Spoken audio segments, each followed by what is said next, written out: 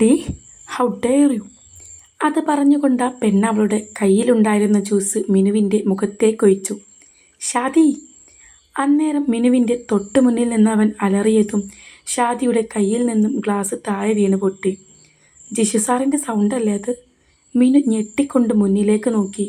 ജിഷു ദേഷ്യത്താൽ ഷാദിയെ നോക്കുന്നത് കണ്ട് ഇങ്ങനെ തന്നെ അവൾ ചെന്ന് മുട്ടുന്നത് എന്തുകൊണ്ടാന്ന് മിനു ഒരു നിമിഷം ചിന്തിക്കാതിരുന്നില്ല. അവൾ മുഖമൊന്ന് വടിച്ചു കൈ കുടഞ്ഞു. മുന്തിരി ജ്യൂസാ, അവൾ മനസ്സിൽ പറഞ്ഞു. ഡീ. പെട്ടെന്ന് മിനുവിനെ പിടിച്ചു വലിച്ചു പിന്നിലേക്കിട്ട് അസു മുന്നോട്ടാഞ്ഞു. ഷാദിക്ക് നേരെ കയ്യോങ്ങിയതും ജിഷു ആ കയ്യിൽ പിടിച്ചു.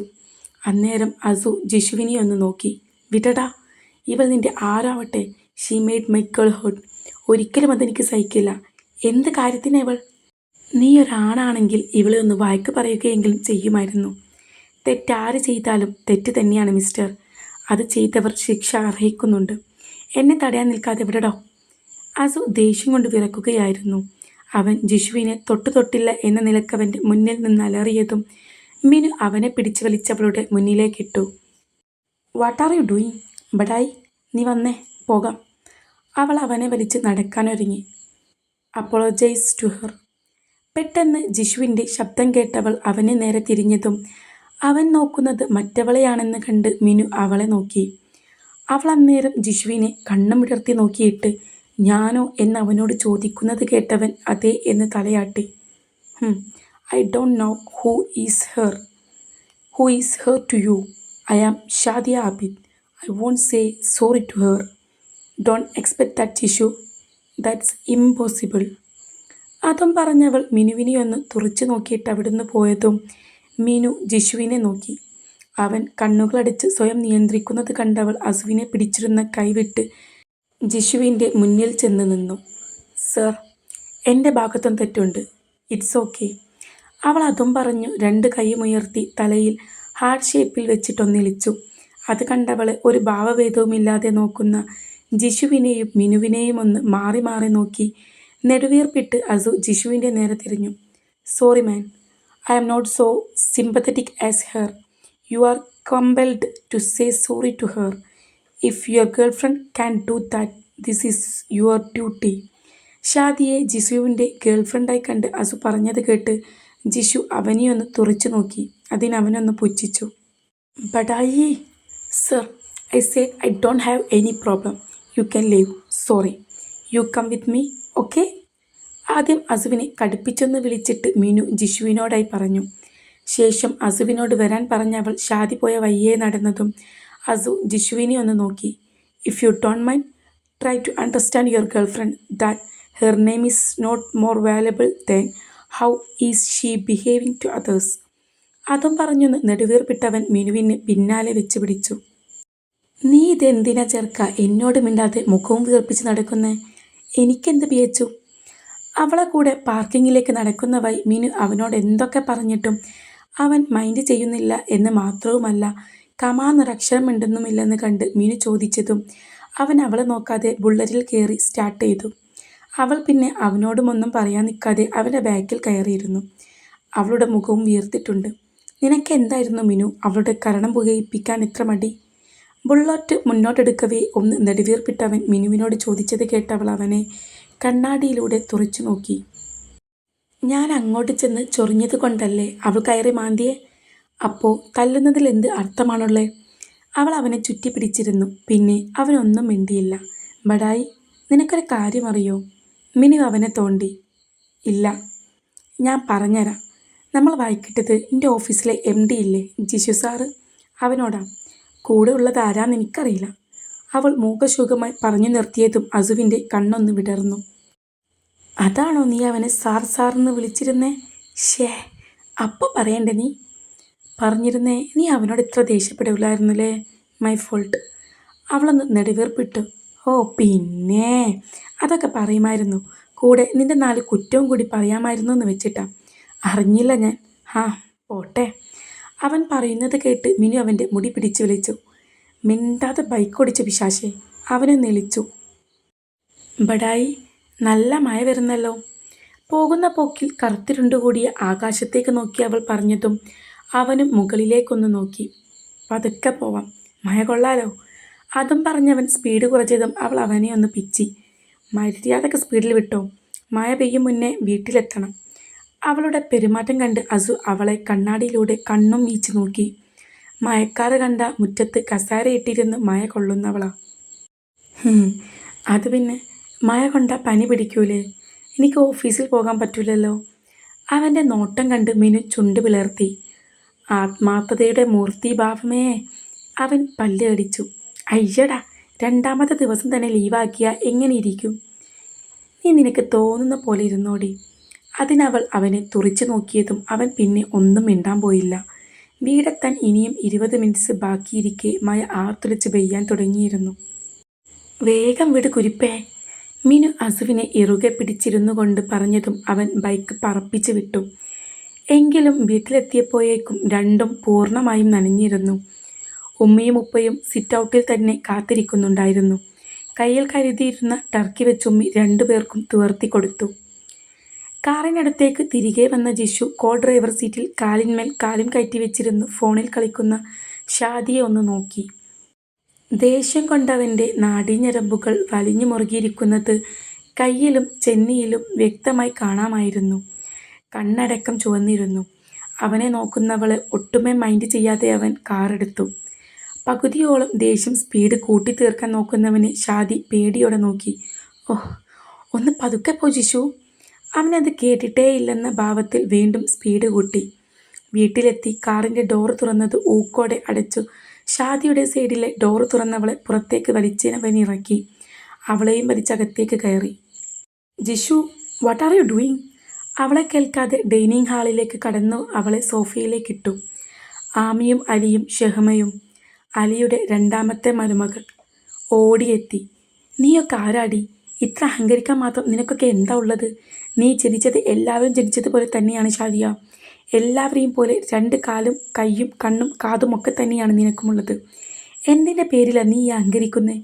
അവളോട് അങ്ങനെ ചെയ്യേണ്ട എന്താവശ്യമുണ്ടായിരുന്നു നിനക്ക്? മറ്റൊരാളെ നോവിക്കുന്നത് എത്ര സന്തോഷം നൽകും നിനക്ക്? നീ ഷാദിയ ആബിദാണേലും ഷാദിയ അലി റഹീമാണെങ്കിലും എൻ്റെ പെങ്ങളായി നിനക്ക് കഴിയണമെങ്കിൽ ലേശമെങ്കിലും മര്യാദ വേണ്ടി വരും. സമൂഹത്തോട് പെരുമാറേണ്ടത് എങ്ങനെയെന്ന് പഠിക്കാതെ നീ ഒരിക്കലും വലിയവളാവില്ല ഷാദിയ. Mind it. ചെയ്തത് തെറ്റാണെന്ന് മനസ്സിലാക്കാനും മാപ്പ് പറയാനും കഴിയുമ്പോൾ നീ കരുതുന്ന പോലെ നീ വലിയവളായേക്കാം. പക്ഷേ നീ ഇപ്പോൾ എത്രയോ താഴെയാണ് ഷാദിയ. പെണ്ണൊന്നേ ഉള്ളൂന്നും പറഞ്ഞ് തലയിൽ കയറ്റി വെച്ചിരിക്കുകയല്ലേ. ഇങ്ങനെയൊക്കെയേ വരൂ. അവൻ ഷാദിക്ക് നേരെ ചീറുന്നത് കണ്ട് അലി അവനെ തടയാൻ ചെന്നതും അവൻ അയാളെ നോക്കി പറഞ്ഞു നിർത്തി. ജിഷു, നീ എന്തിനാ ഈ ദേഷ്യപ്പെടുന്നേ? ആമി ജിഷുവിനെ പേടിയോടെ കണ്ണു നിറച്ച് നോക്കിയിരിക്കുന്ന ഷാദിയെ വന്നു പിടിച്ചെണീപ്പിച്ചു കൊണ്ട് ചോദിച്ചതും ജിഷു ഒന്ന് നെടുവീർ വിട്ടു. പുന്നാര മോളോട് ചോദിച്ചു നോക്ക്. സ്റ്റയർ കയറി തൻ്റെ മുറിയിലേക്ക് നടക്കവേ അവൻ പറയുന്നത് കേട്ട എല്ലാവരും ഷാദിയെ നോക്കി. അവൾ കരഞ്ഞുകൊണ്ട് അവളുടെ മുറിയിലേക്കോടി കതകടിച്ചു. റൂമിൽ കയറി കോട്ടൂരി ബെഡിലേക്കെറിഞ്ഞു ജിഷു കണ്ണുകളടച്ച് സ്വയം നിയന്ത്രിക്കാൻ ശ്രമിച്ചു. സർ, എൻ്റെ ഭാഗത്തും തെറ്റുണ്ട്. It's okay. പെട്ടെന്ന് ചിരിച്ചുകൊണ്ട് അവനോട് പറയുന്ന മിനുവിൻ്റെ മുഖം അവൻ്റെ കണ്ണുകളിൽ തെളിഞ്ഞതും ദേഷ്യത്തോടെ കണ്ണുകൾ വെട്ടിത്തുറന്നവൻ കയ്യിൽ കിട്ടി വെയ്സെടുത്തെറിഞ്ഞു. ആഞ്ഞു നിലം പതിച്ചത് ചിന്നിച്ചിതറി. വല്ലാത്ത ദേഷ്യം തോന്നിയവന്, തോറ്റുപോയതുപോലെ തോന്നിയവന്. അവളുടെ ആ ചിരിക്കു മുന്നിൽ അവൻ തോറ്റുപോയിരിക്കുന്നുവെന്നാരോ അവനോട് പറയും പോലെ. ഡ്രസ്സെല്ലാം ചേഞ്ച് ചെയ്ത് ഫോണിൽ കളിച്ചിരിക്കുവാണ് മിനു. മനസ്സിൽ നിറയെ മാളിൽ വെച്ച് നടന്ന സംഭവങ്ങളാണ്. അത് ജിഷു സാറിൻ്റെ ആരാവും? പെങ്ങളാണെങ്കിൽ സാറിനെ പോലെ അലി റഹീമെന്ന് വാലുണ്ടാവില്ലേ? വേറെ എന്തോ ആവണമല്ലോ അവൾ പറഞ്ഞത്. ആരായാലും എനിക്കൊന്നുമില്ല. ബഡായി അവനോട് ഒച്ച വെച്ചിട്ടും അവനെന്തേ ബഡായിയോട് തിരിച്ചൊന്നും പറയാതിരുന്നത്? ഞാനായിരുന്നാൽ എന്നെ ഭിത്തിയിൽ ഒട്ടിച്ച് വെച്ചേനെ. Bloody rascal. ഓരോന്ന് ചിന്തിക്കുന്നതിനനുസരിച്ച് മാറിക്കൊണ്ടിരിക്കുന്ന അവളുടെ ഭാവങ്ങൾ ഫോണിൽ പകർത്തുവാണ് അസു. ടാസ്മിനെ! അവൾ അവനെ കണ്ടപാടിയൊന്ന് ഞെട്ടിയെങ്കിലും അവൻ്റെ കയ്യിൽ ഫോൺ കണ്ടതും അവൾ കിടന്നിടത്ത് നിന്നും ചാടിയെണീറ്റ് അലറി.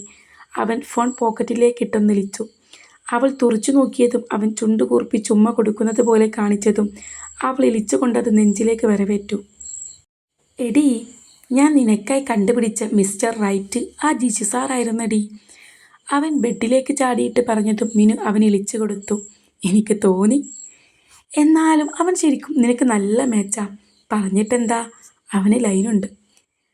അങ്ങേരെ സ്വഭാവം വെച്ച് അവനൊരു ലൈൻ എന്നൊക്കെ പറയുന്നത് ഇമ്പോസിബിളാണ്.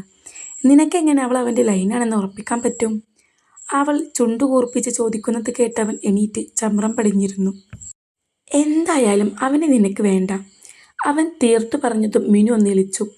അല്ലേലും ഞാനും അങ്ങേരും ഒത്തുപോയില്ലെന്ന് എനിക്കറിയാം. പിന്നെയും രണ്ടും ഓരോന്ന് പറഞ്ഞിരുന്നു.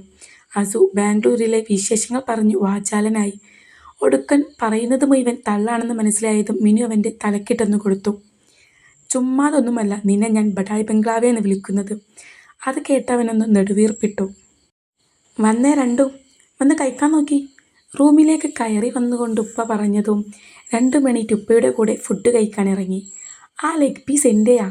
മിനു കടിച്ചു പറിക്കുന്ന ലെഗ് പീസിലേക്ക് നോക്കി അസു ചുണ്ടു പിളർത്തി. അവളത് മൊത്തം അങ്ങ് ഊമ്പിയിട്ട് അവന് നീട്ടിയിട്ടെളിച്ചു.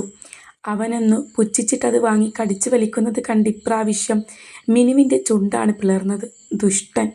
ഉപ്പയും ഉമ്മിയും ചിരിച്ചു.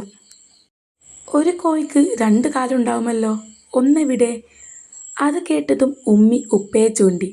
ഉപ്പ ഇളിച്ചുകൊണ്ട് ചോറെടുത്ത് വായിലേക്കിട്ടു ചവക്കാതെ വീങ്ങി. നിനക്കൊക്കെ ലൂസ് മോഷൻ പിടിക്കും. മിനു പറയുന്നത് കേട്ട് ഉപ്പയും അസുവും ഞെട്ടി. അതൊക്കെ പോട്ടെ, ഓഫീസിലെ ഫസ്റ്റ് ഡേ എങ്ങനെയുണ്ടായിരുന്നു? ഉമ്മി അത് ചോദിച്ചപ്പോഴാണ് അവൾക്ക് ഇന്ന് നടന്നതെല്ലാം ഓർമ്മ വരുന്നത്. നിന്നെ ആ ജിഷാദൊന്നും ചെയ്തില്ലേടി? ഉപ്പ ചിരി കടിച്ചു പിടിച്ച് പറയുന്നത് കേട്ട് മിനുവിൻ്റെ ചുണ്ടുകൾ കൂർത്തു. അസു കൂടി കളിയാക്കി ചിരിക്കാൻ തുടങ്ങിയതും അവൾ ഇരുന്നിടത്ത് നിന്നും എണീറ്റു. നിങ്ങളൊക്കെ എന്നെ ഇങ്ങനെ കളിയാക്കിക്കോ, എനിക്കൊരു കുഴപ്പമില്ല. അല്ലേലും നമ്മളെ ഒരു വേറെ കാണലാണല്ലോ. അവൾ അവരെ പുച്ഛിച്ചു. ഹാ, അത് വിട്, നീ ഇന്നത്തെ വിശേഷങ്ങൾ പറ. ഉമ്മി തിടുക്കം കാട്ടിയതും അവൾ ആ മുത്തശ്ശിയെ കണ്ടത് മുതൽക്കെല്ലാം പറഞ്ഞു. നിനക്ക് ഇത്ര വലിയ മനസ്സുണ്ടെന്ന് ഞാൻ അറിഞ്ഞില്ലല്ലോടി.